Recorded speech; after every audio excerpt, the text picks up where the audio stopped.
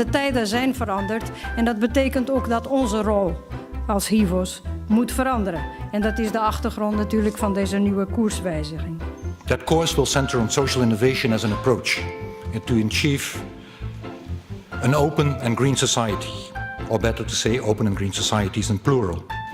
I think we often, when we think of innovation, we tend to think about technology and gadgets and things of that sort. And clearly technology is very, very important. We have had wonderful things. But we have to remember that the deep impetus behind the aeroplane, for example, is not the metal that gets up in the air. It is the human desire to fly, to go places. Those deep human values is what drives innovation. We hebben inderdaad behoefte aan politiek lef en aan verbeeldingskracht en aan engagement van de burgers. We moeten dus niet inzetten op het kleine en haalbare. Dat kan iedereen wel. Nee, we moeten inzetten op het moeilijke en op het uitdagende.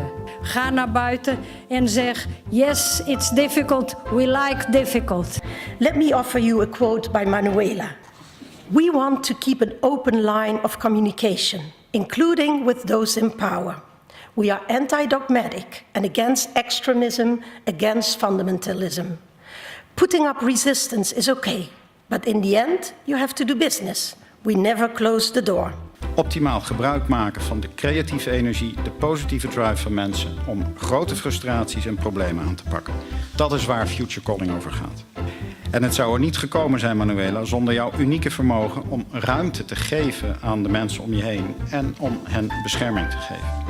Jullie allemaal ongelooflijk veel dank voor de samenwerking, voor de steun, voor jullie creativiteit, voor jullie inspiratie.